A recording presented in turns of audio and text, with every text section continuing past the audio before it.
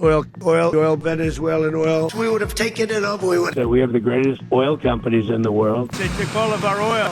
Donald Trump është fiksuar pas naftës së Venezuelës që nga mandati i parë. Në prag të operacionit ushtarak amerikan që kapi presidenti Nicolas Maduro dhe bashortën e tij, nafta ishte qartazi në mendjen e tij. They took our oil rights. We had a lot of oil there.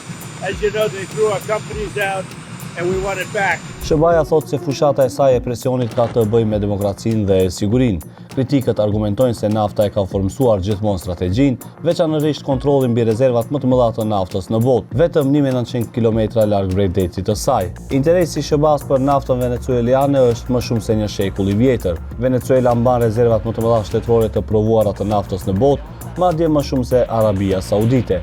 Kushdo që ushtron ndikim mbi Venezuelën, kontrollon një pjesë të rëndësishme të hartës globale të energjisë. Ndryshe nga nafta e lindjes së mesme, nafta venezueliane ndodhet në oborin pas të Amerikës.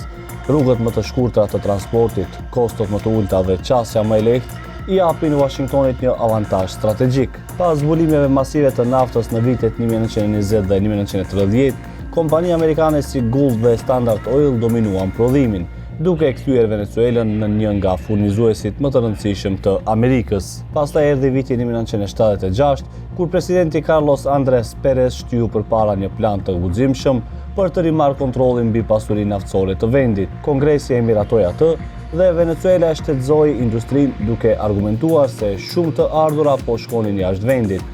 Edhe vendet të tjera prodhuese të naftës, përfshirë Iranin, Libin dhe Arabinë Saudite, po ndërmerrin hapa të ngjashëm në atë kohë. Ky vendim krijoi PDVSA në kompaninë shtetërore të naftës së Venezuelës. Shtetëzimi nuk e ndaloi tregtinë e naftës me SBA-n. Venezuela vazhdoi të eksportonte naftë bruto drejt rafinerive amerikane gjatë viteve të 80 dhe 90, duke mbetur një nga furnizuesit kryesor të vendit. Gjithçka ndryshoi në vitin 1999 kur Hugo Chavez u bë president. Ai sfidoi ndikimin e SBA-s, e rreshtoi Venezuelën me politika të majta dhe ndërtoi partneritete me Kinën dhe Rusinë. Pas marrjes së pushtetit nga Maduro në vitin 2013, tensionet u rritën. SBA u përgjigj me sankcione të synuara, fillimisht ndaj zyrtarëve, pastaj ndaj borxhit venezuelian dhe aksesit financiar.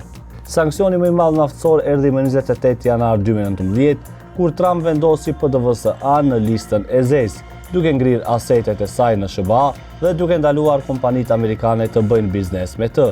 Në vitin 2022, presidenti Biden lehtësoi disa sanksione ndaj naftës, duke lëshuar licenca që i mundsuan kompanisë amerikane të naftës Chevron të rifillojë operacionet të kufizuara në Venezuelë. Qëllimi ishte të nxjisë negociatat për zgjidhje dhe reformat politike, duke ruajtur në të njëjtën kohë sanksionet kryesore. Trump e ktheu prapa atë lehtësim në vitin 2025. Ai revokoi licencën e Chevronit dhe zgjeroi sanksionet ndaj sektorit naftësor të Venezuelës dhe tankerëve që transportonin naftën e saj. Que si quieren petróleo de Venezuela, está lista Venezuela para inversiones estadounidenses como con Chevron. Cuando quieran, donde quiera y como quieran. Dhe më 3 janar 2026, Trump nisi një operacion ushtarak të SBA-s që goditi disa objektiva në Venezuelë dhe kapi Maduron, duke shënuar eskalimin më dramatik të tensioneve bilaterale në dekada. We're going to have our very large United States oil companies, the biggest anywhere in the world, go in, spend billions of dollars, fix the badly broken infrastructure, the oil infrastructure, and start making money for the country. And we are ready to stage a second and much larger attack if we need to do so.